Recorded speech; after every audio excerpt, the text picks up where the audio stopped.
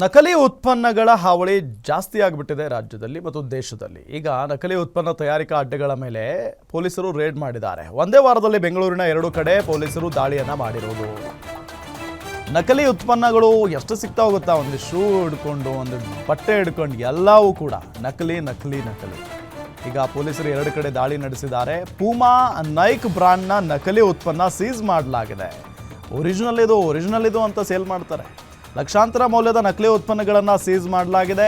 ಕಳೆದ 3 ದಿನಗಳ ಹಿಂದೆ ಸಿದ್ದಾಪುರದಲ್ಲೂ ದಾಳಿ ನಡೆದಿತ್ತು. ಈಗ ಮಾದನಾಯಕನಹಳ್ಳಿ ಪೊಲೀಸರಿಂದ ರೇಡ್ ನಡೆದಿದೆ. ಎ ಫ್ಯಾಷನ್ಸ್ ಹೆಸರಿನಲ್ಲಿ ನಕಲಿ ಬ್ರಾಂಡೆಡ್ ಜೀನ್ಸ್ ಅನ್ನ ತಯಾರಿಕೆ ಮಾಡಲಾಗ್ತಾ ಇತ್ತು. ದಾಳಿ ವೇಳೆ 30 ಲಕ್ಷಕ್ಕೂ ಅಧಿಕ ಮೌಲ್ಯದ ನಕಲಿ ಬ್ರಾಂಡೆಡ್ ಜೀನ್ಸ್ ಸಿಕ್ಕಿದಾವೆ.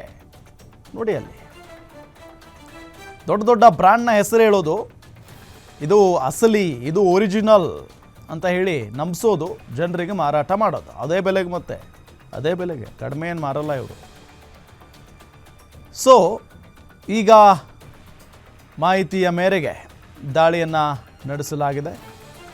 ಪೂಮಾ ನೈಕ್ ಬ್ರ್ಯಾಂಡ್ನ ನಕಲಿ ಉತ್ಪನ್ನಗಳನ್ನು ಸೀಸ್ ಮಾಡಲಾಗಿದೆ. ಲಕ್ಷಾಂತರ ಮೌಲ್ಯದ ನಕಲಿ ಉತ್ಪನ್ನಗಳನ್ನು ಸೀಸ್ ಮಾಡಲಾಗಿರೋದು. ಹಾಗಾಗಿನೇ ನಂಬಕ್ಕೆ ಹೋಗಬಾರ್ದು. ಈ ಮಾರ್ಕೆಟ್ಗಳಲ್ಲೆಲ್ಲ ಬರ್ತಾವಲ್ಲ, ಅವನ್ನೆಲ್ಲ ನಂಬಕ್ಕೆ ಹೋಗಬಾರ್ದು. ಅದೇ ಬ್ರ್ಯಾಂಡು. ಕೆಲವರು ಬ್ರ್ಯಾಂಡ್ ಹಾಕೊಂಡ್ರೇ ಊಟ ಮಾಡೋದು ಬಿಡಿ, ಅದು ಬೇರೆ. ಸೊ ಇಂಥವೆಲ್ಲ ಇರ್ತವೆ.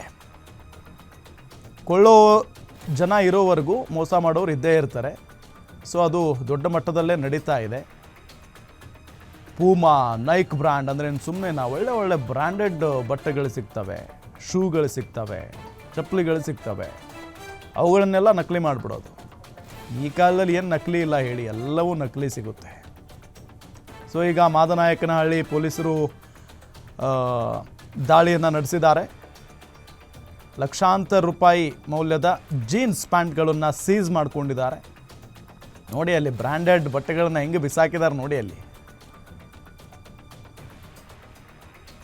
ಇವುಗಳು ಮಾರ್ಕೆಟಿಗೆ ಬಂದರೆ ಇವುಗಳ ಬೆಲೆನೇ ಬೇರೆ. 30 ಲಕ್ಷಕ್ಕೂ ಅಧಿಕ ಮೌಲ್ಯದ ನಕಲಿ ಬ್ರ್ಯಾಂಡೆಡ್ ಜೀನ್ಸ್ಗಳನ್ನು ವಶಕ್ಕೆ ಪಡೆದಿದ್ದಾರೆ ಪೊಲೀಸ್ನವರು.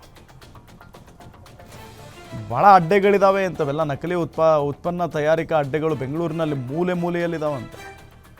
ಹುಡುಕ್ತಾ ಹೋದರೆ ಪ್ರತಿದಿನ ಒಂದು 10 ಕಡೆ ದಾಳಿ ಮಾಡ್ಬೋದು ಪೊಲೀಸ್ನವರು.